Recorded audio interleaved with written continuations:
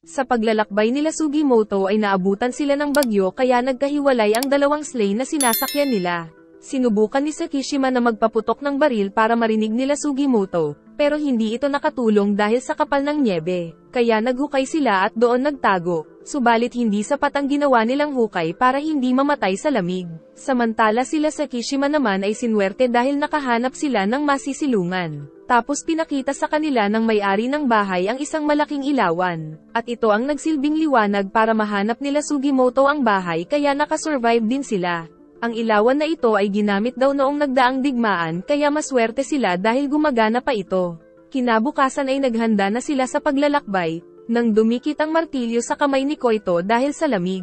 Kaya kailangan daw itong ihian ni Sugimoto para matanggal. Habang nag-aagahan sila ay nalaman na may isang anak pala ang mag-asawa, subalit isang araw ay nagtanan ito kasama ng isang lalaking Russian. At dahil hinihintay nila ang pagbabalik ng anak nila ay nanatili sila sa lugar kahit na pinapaalis na sila ng mga sundalong Russian. Naisip ni Sugimoto na kung hindi dahil sa nawawala nilang anak ay malamang na walang tumulong sa kanila para makasurvive.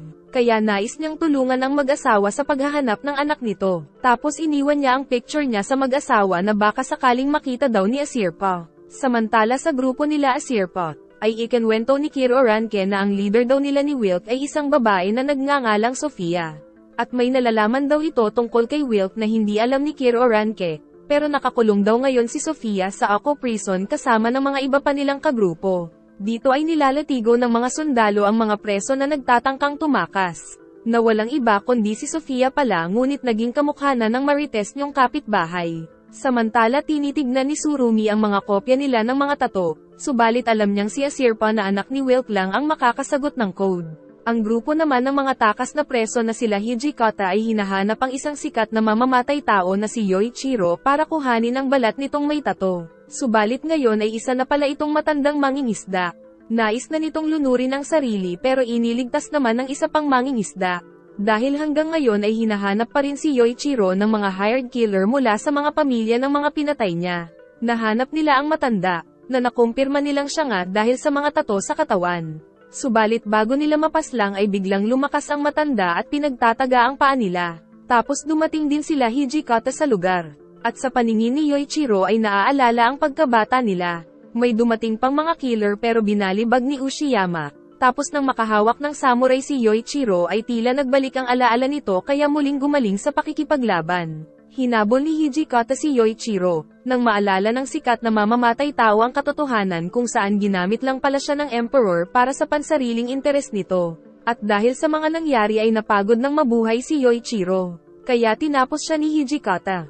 Tinanong siya ni Hijikata kung nais niyang wakasan na ang paghihirap ng mabilis. Subalit giit ni Yoichiro na hindi niya daw deserve ang mabilisang pagkasawi dahil sa mga kasalanan.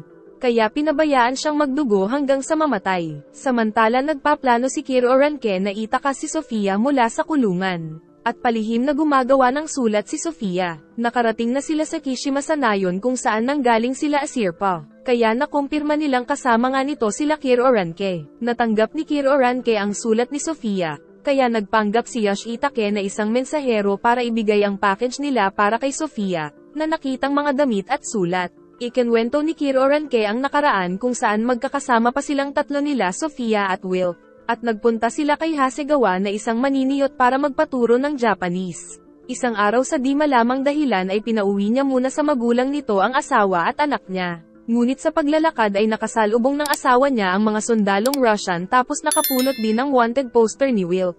At nagkataon naman na nagpunta muli ang tatlo kay Hasegawa para magpaturo pa ng Japanese. Nang makita nilang may dumating na mga sundalo ay inakala nilang sila ang pakay.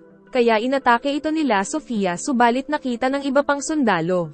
At nang tanungin nila ito ay hindi sila nito kilala dahil si Hasegawa pala ang pakay nila. Dahil si Hasegawa pala ay isang Japanese spy.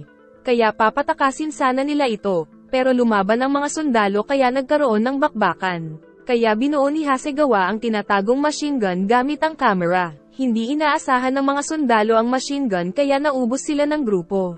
Subalit aksidente din palang nabaril ni Sofia ang asawa at anak ni Hasegawa.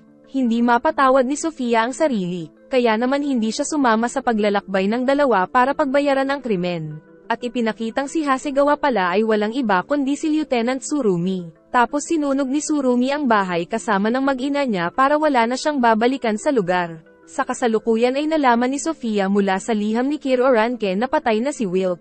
Kinabukasan ay binutasan nila ang pader ng Ako Prison para sa plano, kung saan 4 na butas ang gagawin nila para maraming madaanan ang mga preso, at ang pagsabog ang magsisilbing hudyat ng pagtakas. Subalit kinabukasan ay 1 butas lang ang nagawa nila dahil hindi sumabog ang 3 pang explosive. At sa malayo ay narinig nila sa Kishima ang pagsabog. Samantala nagsimula na sila Sofia at mga kagrupo sa paglaban sa mga bantay.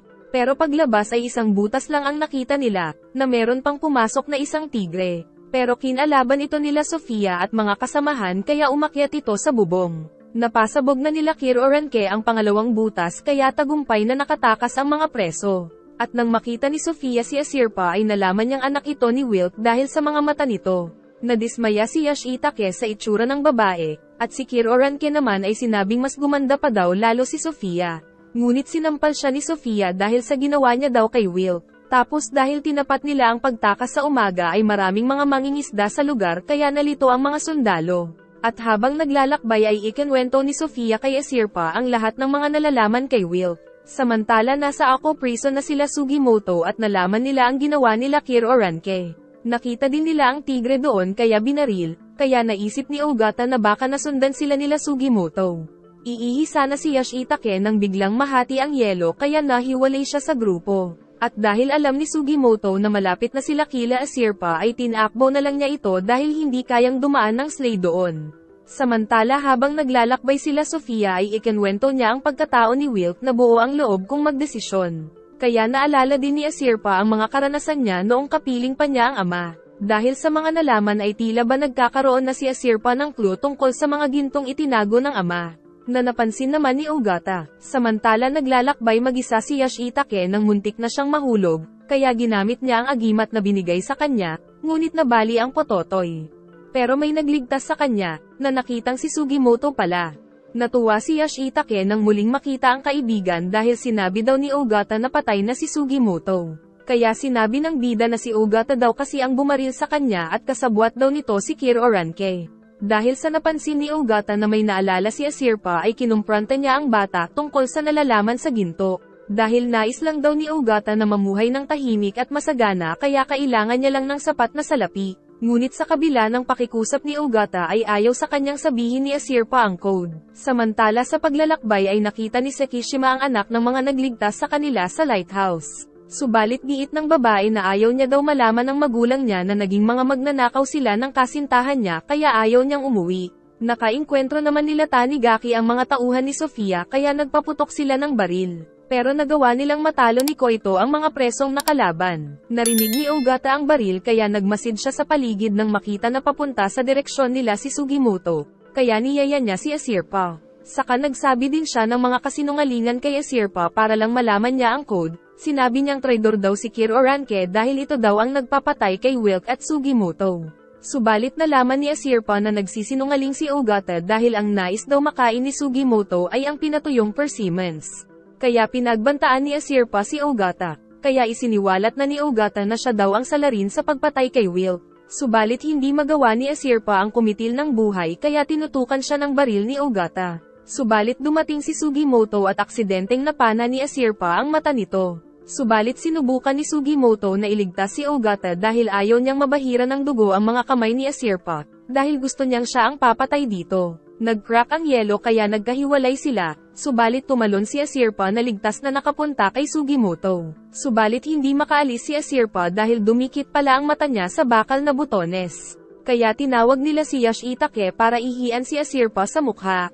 Ginawa ito ni Yoshitake at naging masaya ang naging reunion ng tatlo. Subalit kahit natanggal na ay hindi pa rin tumitigil sa pag-ihi si Yoshitake. Samantala nagtagpo naman ang landas nila Kiro Ranke at Tanigaki na agad na naglaban. Napabagsak nito si Tanigaki, pero nasaksak naman si Kiro Ranke. Dumating sila sa Kishima at nakita na nakahiga si Tanigaki, kaya sinundan nila ang bakas ng dugo nang makakita sila ng isang baril. Ngunit isa pala itong trap na pampasabog kaya duguan si Sekishima. Hinanap ni Koito si Kiro Ranke, subalit nalikuran siya nito pero may sumilip na si Lion kaya nakalaban si Koito. Pero nasaksak siya ni Kiro Ranke sa kamay. At nasaksak niya rin ito sa leeg pero nasalag. At mapapaslang na sana si Koito nang biglang mabaril si Kiro Ranke ni Sakishima. Subalit nakapaghagis pa ito ng pampasabog pero nahiwa ni Koito. At babarilin na sana nila si Kiro Ranke nang dumating sila Asirpa. Dahil may kailangan pa daw silang malaman bago ito masawi.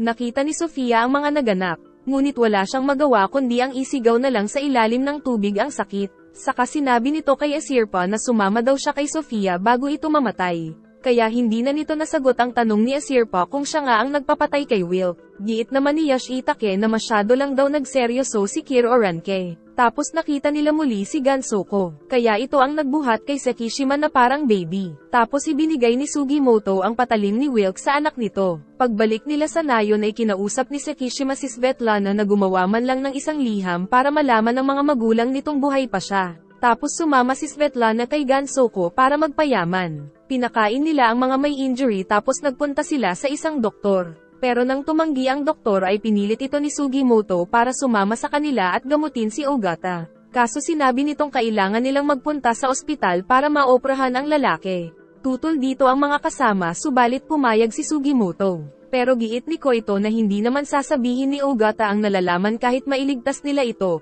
Kaya sinabi ng bida na hindi naman ito ang dahilan kaya gusto niyang iligtas ang sniper. Ginawa ng doktor ang makakaya niya, subalit sinabi niyang hanggang kinabukasan na lang daw ang itatagal ni Ogata.